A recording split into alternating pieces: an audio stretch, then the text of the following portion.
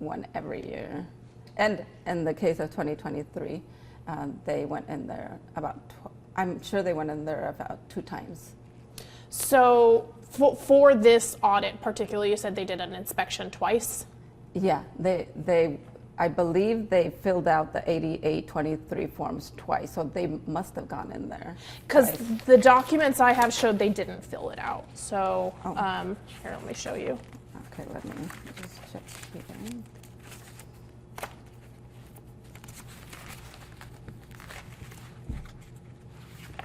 Oops, dropping stuff here.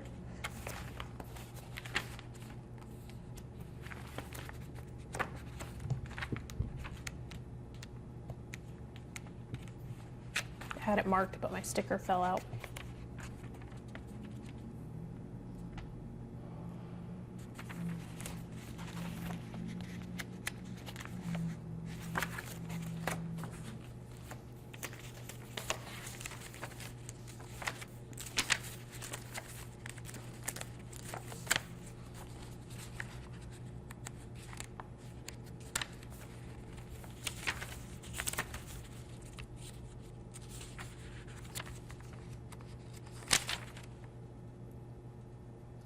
Yeah, because I have here that there was one that was filed on June and the other one in December.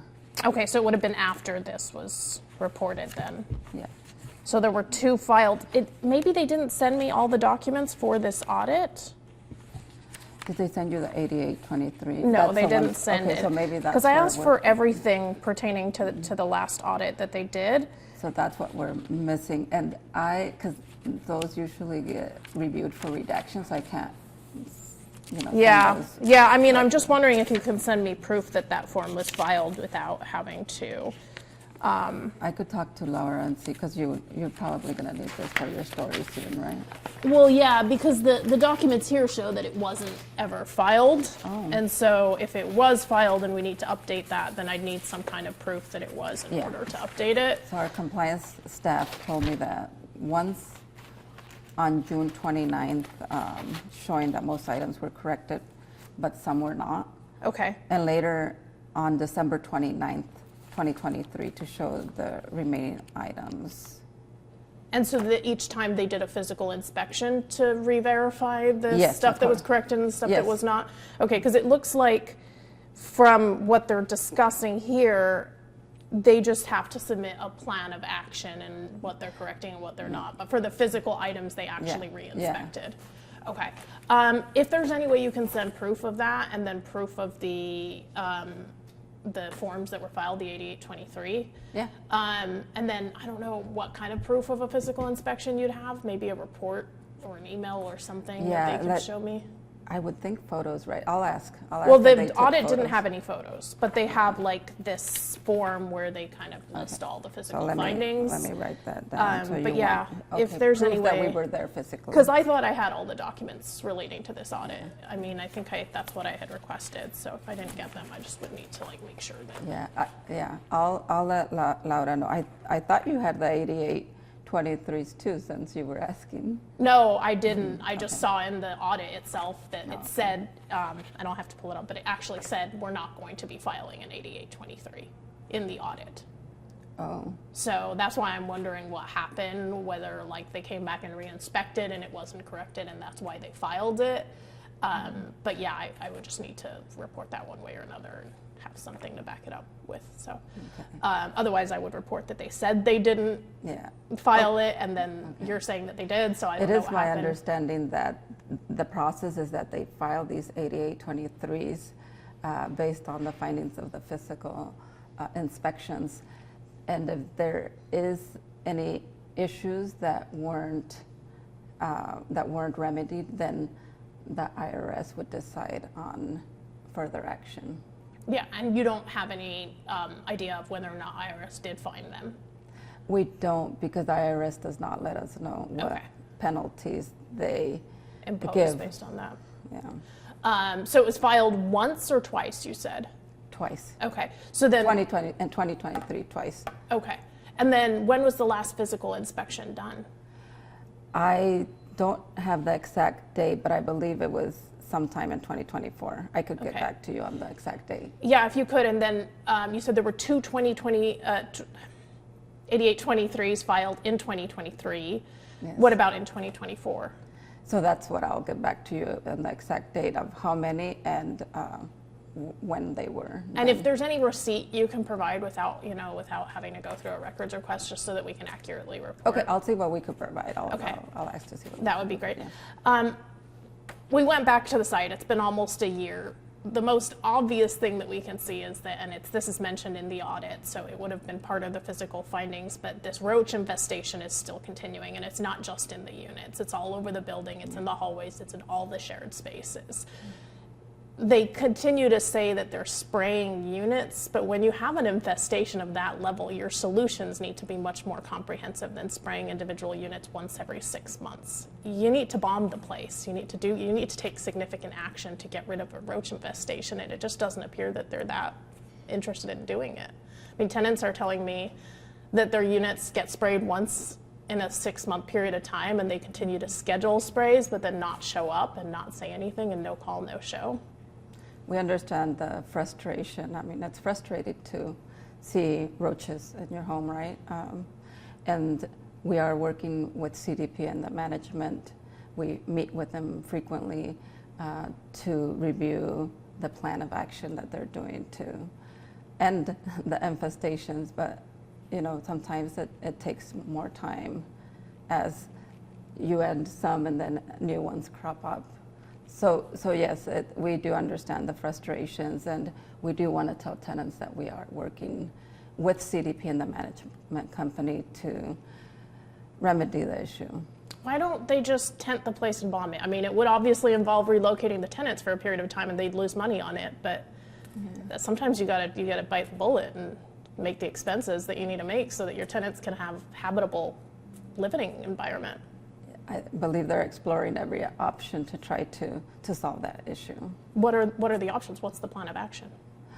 I know that they've sprayed it and a few times already in 2023, as you saw. In Individual the audit. units. Excuse me? They spray individual units, not the entire place. I believe that's what they do, yeah.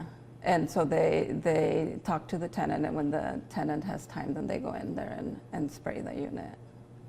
Are you hearing from tenants that they say they'll be there and then they don't show up? Because, I mean, that's what I heard from tenants, that they get these things scheduled, they're there waiting, and no one shows up.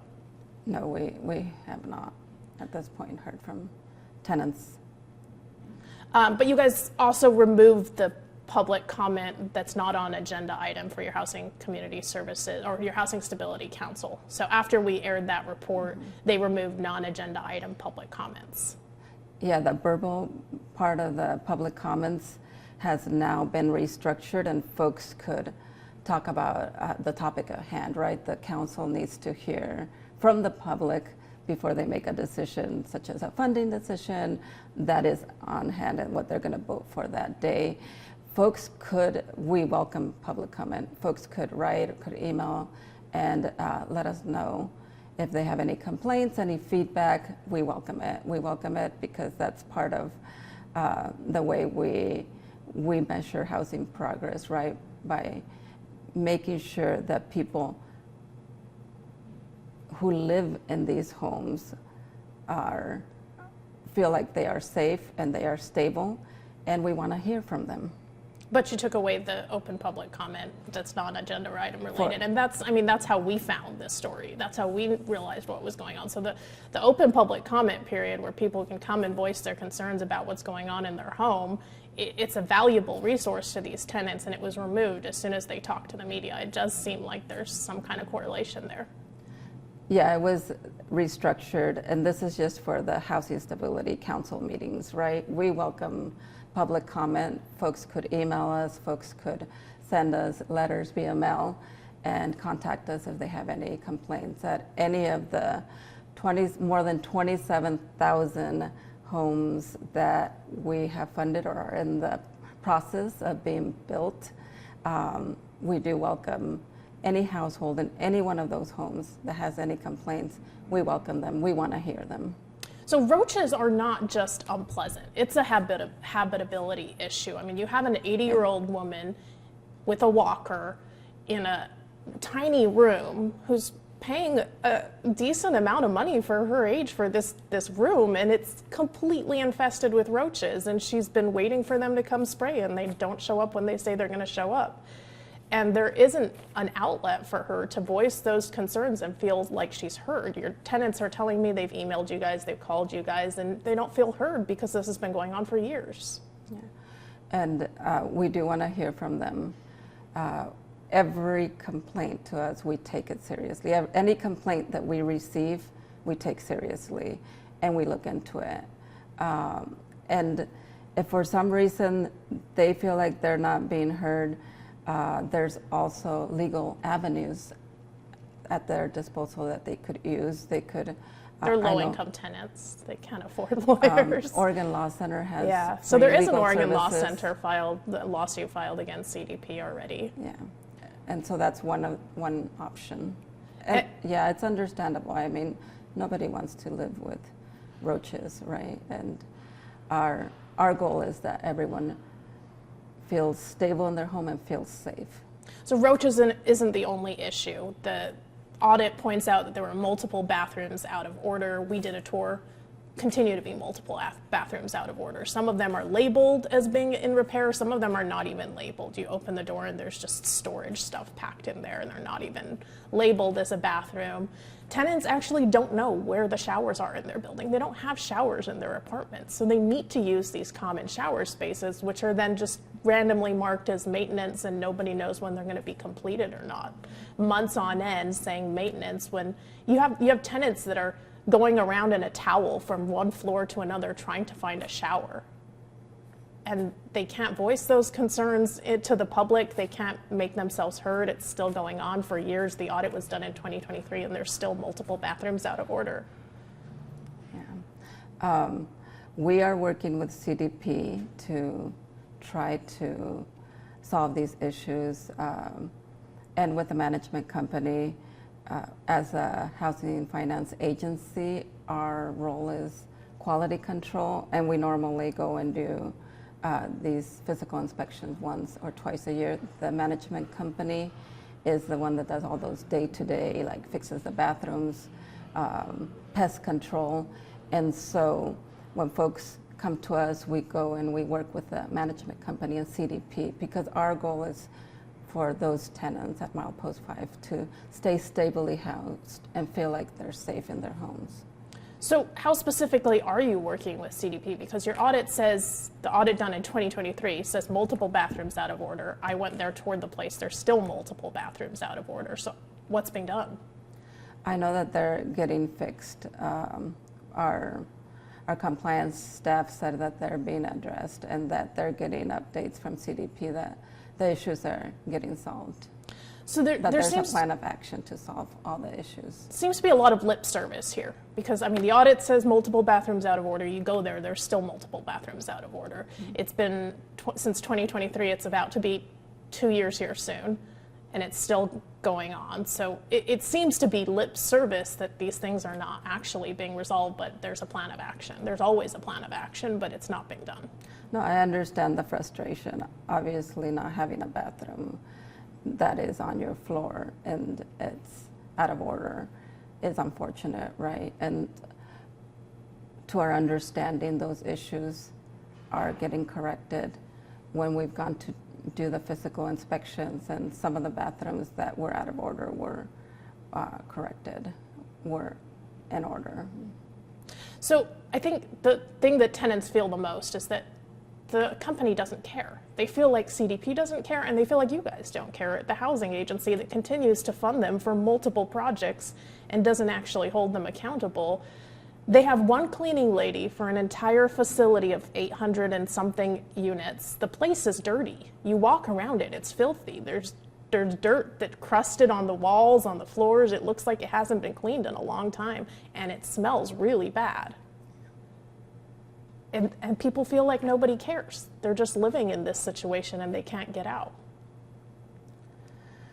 And we want to let those folks know that we are working to help resolve those issues. We have been working with CDP and the management company We meet regularly, and I know it's frustrating. It's frustrating if you keep seeing those issues, but we have seen progress. We have seen them fix some of the issues in their plan of action that they said they'll fix.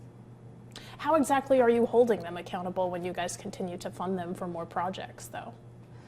So our role as a housing finance agency is to go and do these physical inspections once or once every year or two, and then once we do these inspections, we send our findings to the IRS, and then if they don't solve the issues, then the IRS decides if they're going to penalize them, and these penalties could include some of them get tax breaks, so it could include like withholding those tax breaks. But you continue to fund them for future projects regardless of whether or not they're taking care of their current projects. Our goal is to work with the owners of properties that offer rents that are affordable to people, so we could maintain those homes so those folks could stay housed. And our goal is to work as a team to try to resolve those issues so people could feel safe. And at the end of the day, everyone wants homes that are stable and that are safe, and that folks in Oregon and the Portland metro area have access to those homes. I think that's a common goal that we share with CDP, with the management company, that we want to keep people stably and safely housed. But you're continuing to fund more projects for CDP. I mean, your Housing Stability Council took a pretty significant step in saying, hey, we've been hearing complaints from tenants for over a year now, and nothing seems to get resolved. We think the problem is this developer, and we don't want to keep funding this developer. And then somehow 5 days later, they went ahead and funded them without any significant change. We have been working with CDP, and we've seen progress in their action plan What progress? to resolve the issues at Milepost 5. So we have been frequently meeting with them, and we have seen them resolve issues at Milepost 5. What issues have been resolved? Action. I don't have them in front of me, but I could. I sent you that list where we addressed each of the issues that you asked about. I mean, it was things like they're spraying units, but Yeah. again, that's lip service, because tenants are saying, yeah, once every 6 months they might spray the unit, but the issue is not being resolved. So it does seem like lip service, especially when, I mean, I went there, I saw the roach infestation, and it's just as bad. Nothing's changed. There's roaches on the walls in the communal spaces, and roaches are not easy to see. They don't like the light, so if you're seeing them on the hallway walls, that's a problem.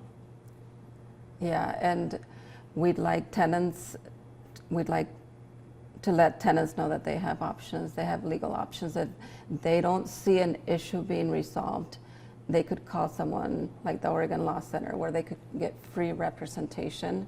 And if they continue to see roaches, they should call them and see if they could help with them.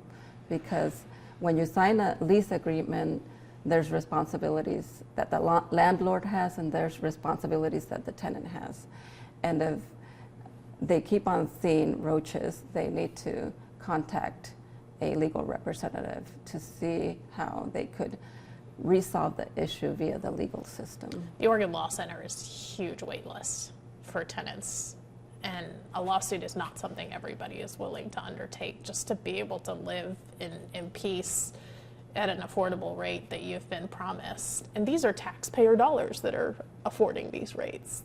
These are taxpayer dollars that are going to these tax breaks that we continue to award the same developer. CDP is one of Oregon's biggest low-income developers, and Oregon Housing Community Services still continues to fund new projects for them, despite this one not being fixed.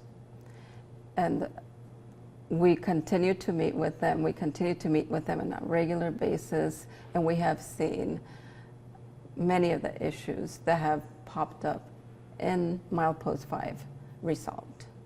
What are the issues that have been resolved? And those are within the action plan. I need to go and look at that and see which those issues are. And so I could send that to you after our interview. But I mean, like we said, one of the things that you guys said was resolved is the roach problem that's not resolved. There's other things on the plan of action where they've sprayed. It may be that new infestations are cropping up and they go and spray them. It's an issue that they keep on addressing. But it's not working. They need to take significant action to actually rid the entire place of roaches, and it doesn't seem like they're really attentive to that. I mean, if they're scheduling units to be sprayed and not showing up, it kind of seems like they're pushing the problem under the rug. And OHCS would welcome tenants who are seeing these problems to write to us, to email us, and we will continue to work with CDP to try to find a solution. These tenants have been emailing you guys and writing you and trying to show up to these meetings for, gosh, it's been 4 years now. 5 even, since early 2020. So they feel like their voice are not being heard. They feel like, what's the point in continuing to email? The director, Andrea Bell, went out and did a tour of the place, 3 years ago? And it's still some of the same problems that she saw happening are still happening. The tenants don't want to email you guys. They think you're on the developer side and you're not helping them. And we want to let those tenants know that we are working to help resolve the issues at Milepost 5. They feel like it's lip service. It's not, I mean, for all intents and purposes, the issues are still there. Some of the security issues have been alleviated, but the physical problems with the units, with the entire building, they're still there. There's still broken windows. There's still bricks falling out of the building. There's still a stench that permeates the entire place. It's not being cleaned properly, and there's roaches everywhere. And it doesn't seem like the developer really cares. I mean, they're not here. They're refusing to talk to us. They're putting you guys in front of the issue instead of us. It kind of seems like you're on their side. We care what the tenants say, and we want to let them know that we are working and we are seeing some progress. And we understand the frustrations, and we will continue to work to address them. That's what we could tell the tenants. They feel like you guys are just covering for the developer. You're continuing to fund the developer won't talk to them or the media. So you're here speaking on their behalf, it kind of seems like. I'm here speaking on behalf of OHCS and what OHCS is doing to help resolve the issues. We've sent you a lot of information to answer some of your specific questions, and I'm here to give you an on-camera interview because we care. If we didn't care, we wouldn't be doing any of that. So, but the question remains as to why do you continue to fund a developer who refuses to fix the issues at hand on this property? OHCS's mission is that everyone in Oregon has access to stable housing and safe housing, right? And one of those goals is to provide housing to as many people as we can. And before we close housing, we're going to do everything that we can do to resolve the issues. So I get that, and that's sort of a response that relates to why you're not closing the building or condemning the building. But what about the future buildings that you're continuing to fund for this developer? Why not give that money to a different developer if they continue to refuse to address the matter at hand? I don't have information on how CDP is, how the other developments, CDP connected developments are doing. So I would have to get back to you on like what kind of history they have with other developments, and there may be the answer as to why.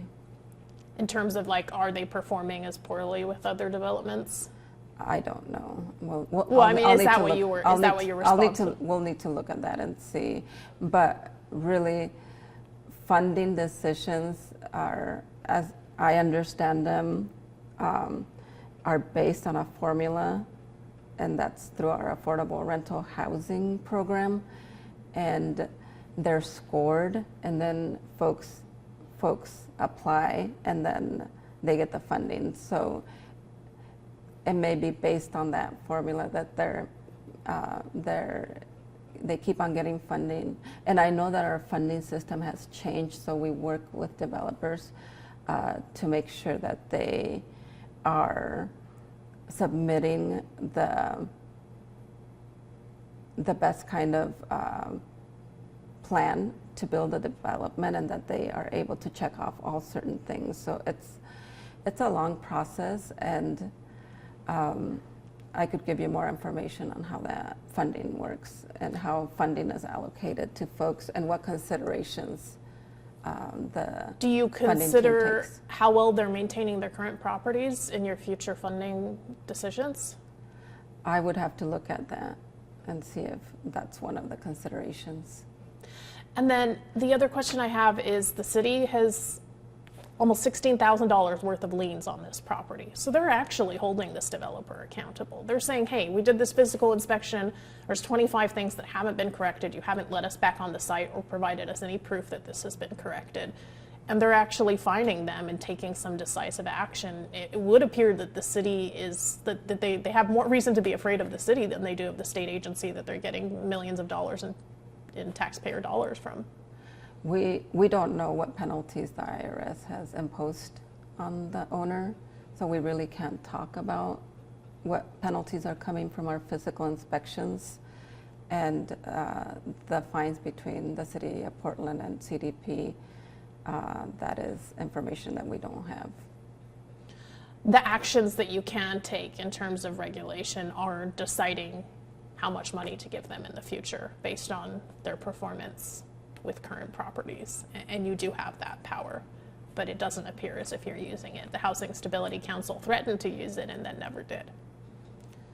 And I can't speak to the decisions that the council is making or approving. But you do speak for them.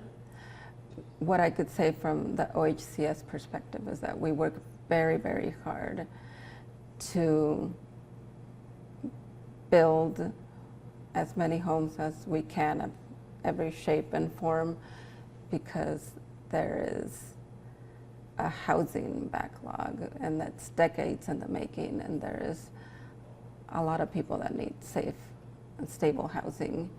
And our mission is to make sure that we help build homes where there's rents that people could pay or afford. And you keep talking about being safe in the home, but Yeah. I mean, these people do not feel safe in their home for multiple different reasons, and the roaches being one of them, but they feel like they're at the bottom rank of society. Half the time they're not able to sleep at night because roaches are actually physically crawling on their bodies at night, and they can't sleep, and then that affects how they can work and how productive they can be the next day. And so when you're talking about safe housing and making sure these individuals are safe, I mean, is it really accomplishing that much if we're providing housing that's inhabitable? We do, as a housing finance agency, we do reviews, yearly reviews. Like I said, it's quality control, that's our role. We have limitations to what we can and can't do. The day-to-day functions are the responsibility of the management company and the owner of the building. We go in, and for the most part, but there's exceptions as to this one where we work very closely with CDP and the management company to resolve the issues. Nobody wants to see housing get closed. We want to continue. We're all on the same team and want to continue to provide stable housing, affordable housing to folks. The tenants there were living there, some of them, before CDP took over. They said that was a nice place to live, and CDP took over and it went downhill. They didn't maintain it. They didn't provide the cleaning that was needed or the services that were needed, and that's why it went downhill, according to these tenants who have been there. I don't know what CDP's performance is like in other places, but it does appear as if that the housing agency that's supposed to hold this developer accountable is not really holding them accountable when you continue to fund them and they're still performing poorly. I don't know if the 8823 was filed or not. The audit says it wasn't filed. Yeah, and our role is to do those physical inspections and send our findings to IRS, and IRS will penalize if some of the issues were not resolved. So just to let you know, as of today, I have on paper, and I'll send you the exact page, but it shows we will not file an 8823 in the 2023 audit. I asked 6 months ago for the latest audit. I don't know if there was an audit done in 2024, if it was done after I filed it, but I asked for everything pertaining to the audit. Either documents weren't given to me, or it was not structured properly in the request. I don't know what the reason was, but I don't have any proof that a 8823 was filed. I only have what I have in the documents that shows it wasn't filed, and that's what we'll use along with your claims that it was filed, but I don't have any proof. There were 2 filed, and we will try to get those to you as fast as we can. Okay. Anything else you would add about this? I mean, you have tenants saying, hey, we've been trying to reach you. We want a platform where we can make our voice heard to the public, to you guys on a regular basis, and you took that platform away from us as soon as we went to the media. It was a week after we aired our last report that Oregon the Housing Stability Council said, we're not going to let you comment unless it's on the agenda, and it feels retaliatory to them. We take every complaint seriously. Every complaint from every person that's living or is going to move into the more than 27,000 homes that we help create. And there's different ways that people could contact us. They could email us, and they could send us a letter. The Housing Stability Council meeting, folks could comment there, but it's for any topic that the council will be voting for that day. It's beneficial for the council to hear information if they're going to vote on a certain development. And the time is limited, and that's why it was restructured that way. Folks still have different avenues to reach us, and we think public comment is very important to the work that we do to better serve our communities. But public bodies in general usually have public comment that's open to whatever topic people want to discuss. Unless you're discussing CDP specifically, they're not allowed to come on there and talk about the issues that continue with CDP. And that's the way I found them. That's the way I found this story. So there is a benefit to the public knowing about what's going on in these residences. And they feel like you took that away after we reported on it. Why was it done 1 week after we reported on this? I believe the process to restructure public comment started months before, and the implementation happened when it happened. So it wasn't related to our reporting? I don't believe so. And why was that decision made? It was made because there was a lot of factors of why it was made. But I think one of them was because we were running out of time during the meetings, and the council wanted to really hear like any public comment related to what they were going to vote for. I believe that's why. I don't want to speak for the council, but I believe that they wanted to get to the topics that they needed to vote on, and they wanted to hear from the public about those topics. And there is different ways that people could get a hold of us, and one of the best ways is email. I could share that email with you so you could share with the public. We want to hear from people. We hear from people every day, and that's what I feel makes us a better agency, when we work with the communities and we hear our voices. That's what we do whenever we are going to implement anything new, right? We always try to hear what the community needs to say and how they feel about certain things that will be implemented. And for us, it's very important. We have tenants saying that when they did send emails to that email address, that they're getting a response directly from the property manager to them specifically. So there could be retaliation if people email you. So the process works, if somebody emails us and tells us this issue is not getting resolved, we contact the owner and the management company. Do you tell them who the complaint came from? And let them know, hey, have you resolved this issue? We're getting feedback from the tenants or emails or complaints that this issue has not been Do you resolved. name the tenant? I don't know how that process looks like, but we do work with the management company and the owner to resolve the issues. We, as a housing finance agency, we can't go in there and fix a certain thing, right? Our role is to, if we get a complaint, to look into it and to work with the management company and the owner so it gets resolved. Has a housing agency ever considered telling CDP that if they don't fix these problems within the next year, then you'll stop funding them future projects? That would be a good question for leadership. I could ask and get back to you on that. All right. Anything else you want to add? No. Okay. Thanks, Delia. Thank you. And I swear I had the page marked on that. And See if I can find it real quick. Yeah, I don't know why the audit would say that. Oh, it's 20. If, It's page 20. That's why. if Right page. but I'll get back to you on that. Let's see. Okay. Yeah, it's right here. OHCS here.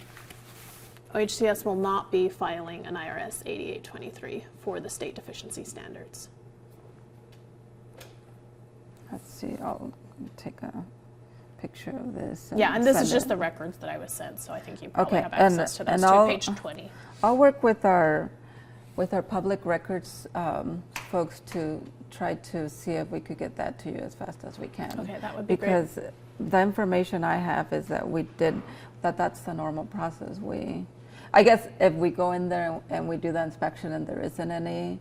Well, there were 80 findings. No, but say we go, like in general, if we go to a building and we don't find a deficiency, maybe that's when we wouldn't file one. But if we did find deficiencies, then I don't know why it would say that.